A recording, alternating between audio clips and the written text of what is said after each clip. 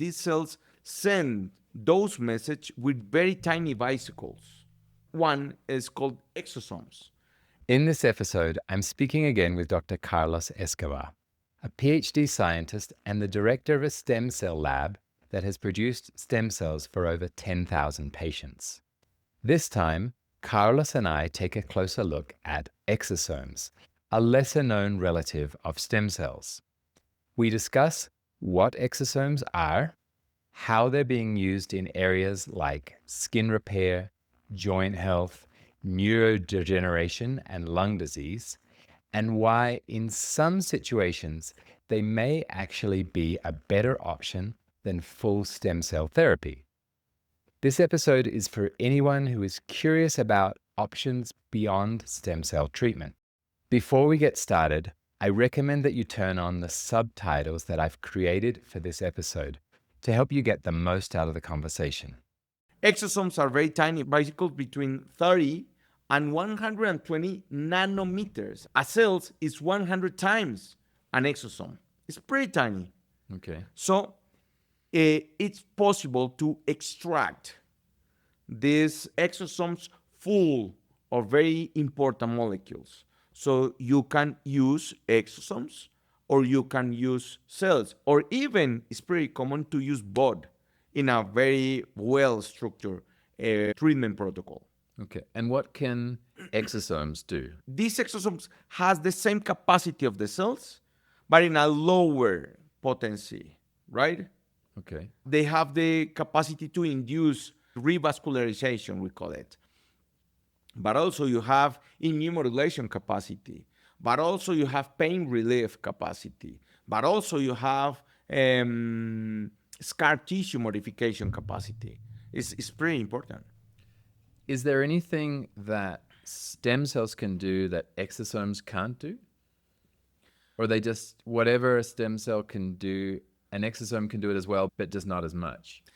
I think it's the second one. And because of that, I will say that exosomes is a very useful tool in certain conditions where you don't need all the potency that the cells give you. And it also is pretty cheap. Okay. It's cheaper than the cells. So the benefits maybe of exosomes is one, it's cheaper. Uh-huh. Is it safer, or is there any risks you avoid with exosomes that you wouldn't get with cells? Until now it's not so clear what is happening about the cell you put in the body and the genome those cells have.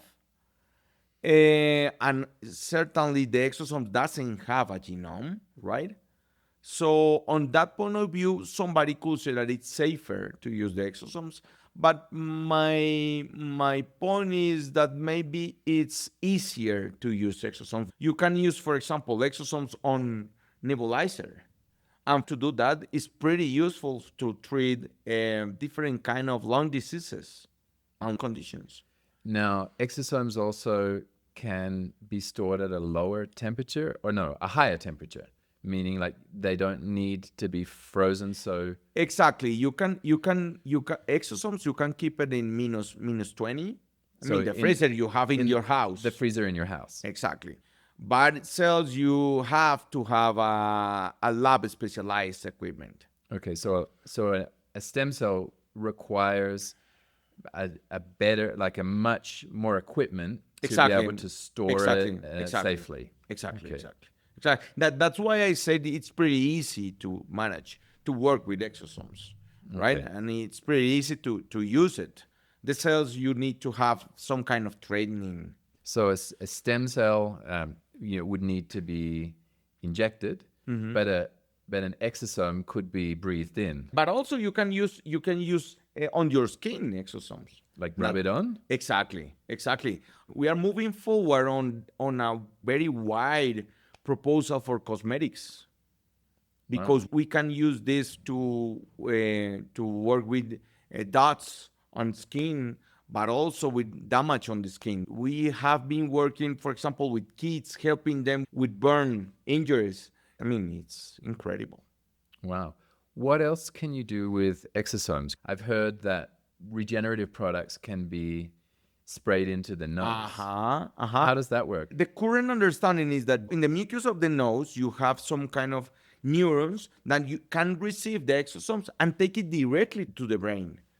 So there are very powerful works showing that you can go to the brain through the nose. It's pretty interesting. Before you go, let's briefly recap on what we covered in this episode. Firstly, exosomes are teeny vesicles. Think of them as mini droplets of information released by the stem cells. Secondly, exosomes work in a similar way to stem cells. That is, they give the body new instructions on how to repair and rebuild itself. Specifically, they can help with growing new blood vessels, balancing the immune system, reducing pain and inflammation, and repairing tissue.